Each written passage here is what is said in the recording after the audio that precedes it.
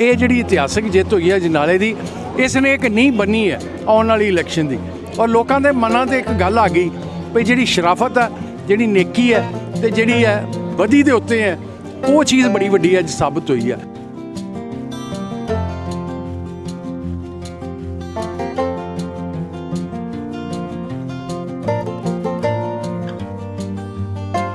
ਤੁਸੀਂ ਦੇਖ ਸਕਦੇ ਹੋ ਕਈ MLA ਆਏ ਤੇ ਕਈ ਚਲੇ ਗਏ ਨੇ। ਆ ਜੋ ਅਜਨਾਲਾ ਸਾਹਿਬ ਨੇ 4 ਸਾਲ ਦੇ ਵਿੱਚ ਕੰਮ ਕੀਤੇ ਨੇ, ਅਗਨਾ ਪਹਿਲੋਂ ਕਦੀ ਹੋਏ ਤੇ ਨਾ ਹੋ ਸਕਦੇ ਨੇ। ਔਰ ਆਉਣ ਵਾਲੇ ਸਮੇਂ ਦੇ ਵਿੱਚ ਅਜਨਾਲਾ ਸਾਹਿਬ ਨੂੰ ਜਿਹੜੇ ਅਗਲਾ ਸਮਾਂ ਵੀ ਮਿਲਣਾ ਉਹਦੇ ਵਿੱਚ ਦੀ ਅਜਨਾਲੇ ਨੂੰ ਚੇਂਜ ਦੇਖੋਗੇ, ਹੋਰ ਜ਼ਿਆਦਾ ਚੇਂਜ ਦੇਖੋਗੇ।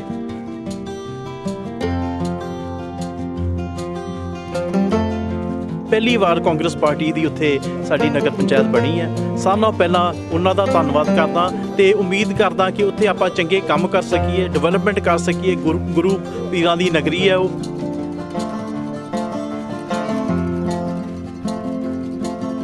ਮੈਂ ਸੋਚ ਵੀ ਨਹੀਂ ਸਕਦਾ ਜਿੱਡੀ ਵੱਡੀ ਕਿਰਪਾ ਅਜਨਾਲਾ ਸਾਹਿਬ ਨੇ, ਅਜਨਾਲਾ ਪਰਿਵਾਰ ਨੇ ਮੇਰੇ 'ਤੇ ਕੀਤੀ ਆ। ਔਰ ਮੈਂ ਤਹਿ ਦਿਲ ਤੋਂ ਆਭਾਰੀ ਹਾਂ ਇਸ ਪਰਿਵਾਰ ਦਾ, ਜਿਨ੍ਹਾਂ ਨੇ ਏਡਾ ਵੱਡਾ ਜਿਹੜਾ ਭਾਰ ਮੇਰੇ ਉੱਤੇ ਪਾਇਆ।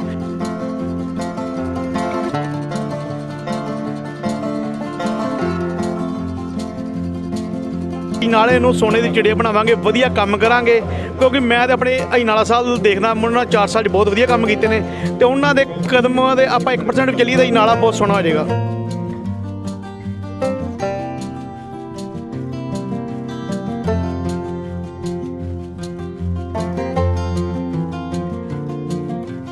ਸਤਿ ਸ਼੍ਰੀ ਅਕਾਲ। ਪ੍ਰਾਈਮੋ ਦੇ ਵੇਖ ਰਹੇ ਦਰਸ਼ਕਾਂ ਦਾ ਸਵਾਗਤ ਹੈ। ਮੈਂ ਜਗਜੀਤ ਸਿੰਘ। ਦਰਸ਼ਕੋ, ਆਪ ਜੀ ਨੂੰ ਪਤਾ ਹੈ ਕਿ ਹਾਲੇ ਹੀ ਵਿੱਚ 14 ਫਰਵਰੀ ਨੂੰ ਹੋਈਆਂ ਨਗਰ ਪੰਚਾਇਤ ਦੀਆਂ ਚੋਣਾਂ ਦੇ ਅੱਜ ਨਤੀਜੇ ਸਾਹਮਣੇ ਆਉਣੇ ਸ਼ੁਰੂ ਹੋ ਗਏ ਨੇ। ਗੱਲ ਕਰੀਏ ਤੁਹਾਨੂੰ ਅਜਨਾਲਾ ਦੀ ਗੱਲ ਕਰ ਰਹੇ ਹਾਂ, ਸਾਨੂੰ ਅੱਜ ਅਜਨਾਲਾ ਦੇ ਹਾਲਾਤ ਵਿਖਾ ਰਹੇ ਹਾਂ ਕਿ ਅਜਨਾਲਾ ਦੇ ਵਿੱਚ ਜਿਹੜਾ ਪੰਜਾਬ ਪੁਲਿਸ ਵੱਲੋਂ ਬੜੇ ਪੁਖਤਾ ਪ੍ਰਬੰਧ ਕੀਤੇ ਗਏ ਨੇ ਅੱਜ ਦੇ ਰਿਜ਼ਲਟ ਨੂੰ ਲੈ ਕੇ। ਤੁਸੀਂ ਵੇਖ ਰਹੇ ਹੋ ਕਿ ਅੱਜ ਇੱਕ ਇੱਥੇ ਪ੍ਰਧਾਨ ਦੀ ਨਿਯੁਕਤੀ ਕੀਤੀ ਜਾਣੀ ਹੈ। ਉਸ ਚੀਜ਼ ਨੂੰ ਲੈ ਕੇ ਅਸੀਂ ਨਗਰ ਪੰਚਾਇਤ ਅਜਨਾਲਾ ਦੇ ਬਾਹਰ ਖਲੋਤੇ ਹਾਂ, ਜਿੱਥੇ ਪੁਲਿਸ ਵੱਲੋਂ ਬੜੀ ਜਿਹੜਾ ਪ੍ਰਬੰਧ ਕੀਤੇ ਗਏ ਨੇ ਲੋਕਾਂ ਦੀ ਸੇਫਟੀ ਨੂੰ ਯਕੀਨੀ ਬਣਾਉਂਦੇ ਹੋਏ। ਤੁਸੀਂ ਵੇਖ ਰਹੇ ਹੋ ਕਿ ਬੜੇ ਪੁਖਤਾ ਪ੍ਰਬੰਧ ਕੀਤੇ ਗਏ ਨੇ। ਜੇ ਦੂਜੇ ਪਾਸੇ ਦੇਖੀਏ ਤੇ ਚਾਰੇ ਪਾਸੇ ਬੜੇ ਬੈਰੀਅਰ ਲਗਾ ਕੇ ਇੱਕ ਸਿਸਟਮ ਦੇ ਵਿੱਚ ਜਿਹੜਾ ਸਾਰਾ ਰੱਖਿਆ ਗਿਆ ਕਿ ਸਿਰਫ ਕੈਂਡੀਡੇਟ ਨੂੰ ਹੀ ਅੰਦਰ ਆਉਣ ਦੀ ਜਿਹੜੀ ਪਰਮਿਸ਼ਨ ਦਿੱਤੀ ਗਈ ਆ। ਅਦਰਵਾਈਜ਼ ਉਸ ਤੋਂ ਇਲਾਵਾ ਡਿਊਟੀ ਵਾਲੇ ਜਿਹੜੇ ਮੁਲਾਜ਼ਮ ਨੇ ਉਹੀ ਅੰਦਰ ਜਾਣਗੇ, ਅਦਰ ਉਹਨਾਂ ਤੋਂ ਇਲਾਵਾ ਕੋਈ ਵੀ ਅੰਦਰ ਹੋਰ ਨਹੀਂ ਜਾ ਸਕਦਾ। ਤੁਸੀਂ ਦੇਖ ਰਹੇ ਹੋ ਕਿ ਬਾਹਰ ਦੇ ਹਾਲਾਤਾਂ ਨੂੰ ਵਿਖਾ ਰਹੇ ਆ ਕਿ ਰੋਡ ਦੇ ਉੱਤੇ ਤਾਰੇ ਦੇ ਬੈਰੀਅਰ ਲਾ ਕੇ ਉਹਨਾਂ ਨੇ ਬੰਦ ਕੀਤਾ ਹੋਇਆ। ਜਿਹੜੇ ਕੋਈ ਉਹਨਾਂ ਦੇ ਸਮਰਥਕ ਹੈਗੇ ਨੇ ਉਹ ਬਾਹਰ ਖੜੇ ਨੇ, ਉਹਨਾਂ ਨੂੰ ਅੰਦਰ ਆਉਣ ਦੀ ਆਗਿਆ ਨਹੀਂ ਬਿਲਕੁਲ ਦਿੱਤੀ ਗਈ। ਸਿਰਫ ਅੰਦਰ ਜਿਹੜੇ ਕੈਂਡੀਡੇਟ ਨੇ ਉਹੀ ਅੰਦਰ ਗਏ ਨੇ। ਤੇ ਜੇ ਗੱਲ ਕਰੀਏ ਮੌਜੂਦਾ ਹਾਲਾਤਾਂ ਦੀ ਗੱਲ ਕਰੀਏ ਤੇ ਮੌਜੂਦਾ ਇਸ ਵੇਲੇ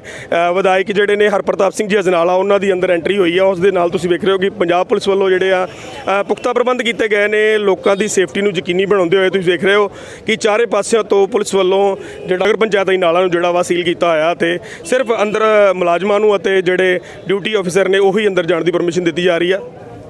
ਸਾਡੇ ਨਾਲ ਮਾਲ ਪਰਿਵਾਰ ਤੋਂ ਵੀ ਹੈਗੇ ਨੇ ਮੈਡਮ ਜਿਹੜੇ ਨਾਲ ਆਏ ਨੇ। ਅੱਜ ਤੁਸੀਂ ਸ਼੍ਰੋਮਣੀ ਅਕਾਲੀ ਦਲ ਨੂੰ ਛੱਡ ਕੇ ਕਾਂਗਰਸ ਪਾਰਟੀ ਵਿੱਚ ਸ਼ਾਮਲ ਹੋਏ ਹੋ ਤੇ ਨਾਲ ਹੀ ਅੱਜ ਪ੍ਰਧਾਨਗੀ ਤੁਹਾਨੂੰ ਵਾਈਸ ਪ੍ਰਧਾਨ ਦੀ ਚੇਅਰ ਤੇ ਵੀ ਬਿਠਾਇਆ ਗਿਆ। ਕੀ ਕਹਿਣਾ ਚਾਹੁੰਦੇ ਸਰ? ਮੈਂ ਉਸ ਵਾਹਿਗੁਰੂ ਦਾ ਸ਼ੁਕਰਾਨਾ ਕਰ ਸਕਦੀ ਹਾਂ, ਦੂਸਰੇ MLA ਸਾਹਿਬ ਦਾ, ਜਿਨ੍ਹਾਂ ਨੇ ਮੈਨੂੰ ਇਸ ਕਾਬਿਲ ਸਮਝਿਆ ਔਰ ਮੈਨੂੰ ਇਸ ਸੀਟ ਦਿੱਤੀ।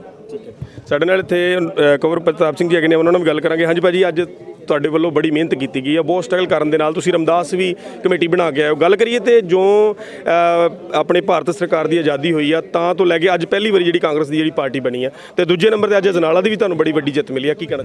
ਮੈਂ ਸਾਰਿਆਂ ਨਾਲੋਂ ਪਹਿਲਾਂ ਬਾਬਾ ਬੁੱਢਾ ਸਾਹਿਬ ਜੀ ਦਾ ਧੰਨਵਾਦ ਕਰਦਾ ਕਿਉਂਕਿ ਰਮਦਾਸ ਉਹਨਾਂ ਦੀ ਧਰਤੀ ਹੈ ਤੇ ਪਹਿਲੀ ਵਾਰ ਕਾਂਗਰਸ ਪਾਰਟੀ ਦੀ ਉੱਥੇ ਸਾਡੀ ਨਗਰ ਪੰਚਾਇਤ ਬਣੀ ਹੈ। ਸਾਰਿਆਂ ਨਾਲੋਂ ਪਹਿਲਾਂ ਉਹਨਾਂ ਦਾ ਧੰਨਵਾਦ ਕਰਦਾ ਤੇ ਉਮੀਦ ਕਰਦਾ ਕਿ ਉੱਥੇ ਆਪਾਂ ਚੰਗੇ ਕੰਮ ਕਰ ਸਕੀਏ, ਡਿਵੈਲਪਮੈਂਟ ਕਰ ਸਕੀਏ। ਗੁਰੂ ਪੀਰਾਂ ਦੀ ਨਗਰੀ ਹੈ ਉਹ।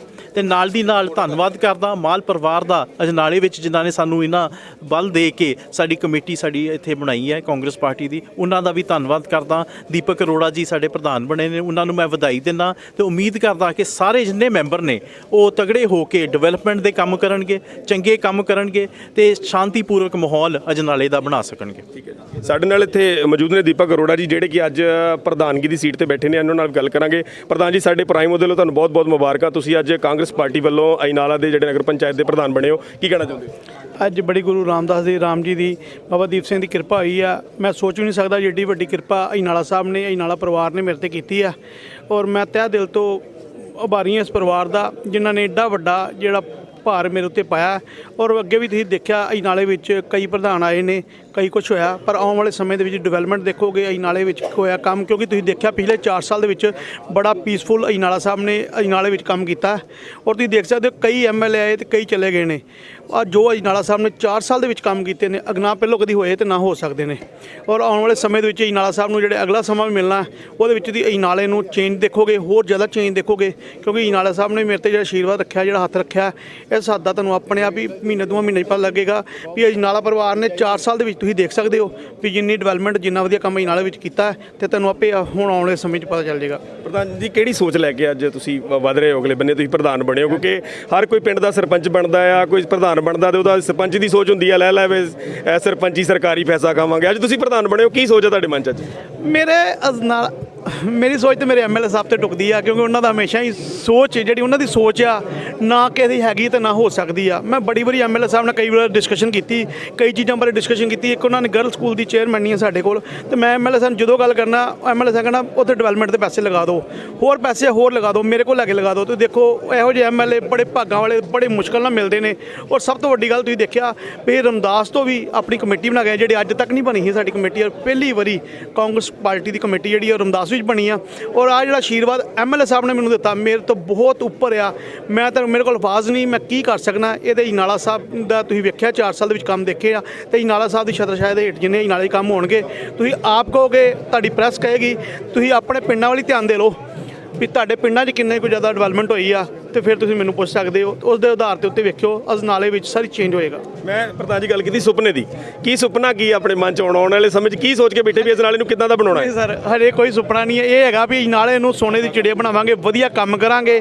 ਕਿਉਂਕਿ ਮੈਂ ਤਾਂ ਆਪਣੇ ਅਜਨਾਲਾ ਸਾਹਿਬ ਦੇਖਦਾ, ਉਹਨਾਂ 4 ਸਾਲ 'ਚ ਬਹੁਤ ਵਧੀਆ ਕੰਮ ਕੀਤੇ ਨੇ, ਤੇ ਉਹਨਾਂ ਦੇ ਕਦਮਾਂ ਦੇ ਆਪਾਂ 1% ਵੀ ਚੱਲੀਏ ਤਾਂ ਅਜਨਾਲਾ ਬਹੁਤ ਸੋਹਣਾ ਹੋ ਜਾਏਗਾ। ਠੀਕ ਹੈ ਜੀ, ਪ੍ਰਤਾਪ ਸਿੰਘ ਜੀ ਅਜਨਾਲਾ ਜਿਹਨਾਂ ਨਾਲ ਗੱਲ ਕਰਾਂਗੇ। ਹਾਂਜੀ ਪ੍ਰਧਾਨ ਸਾਹਿਬ, ਅੱਜ ਜਿਹੜਾ ਤੁਹਾਡੇ ਵੱਲੋਂ ਪ੍ਰਧਾਨ ਦੀ ਨਿਯੁਕਤੀ ਕੀਤੀ ਗਈ, ਕੀ ਕਹਿਣਾ ਚਾਹੁੰਦੇ ਹੋ?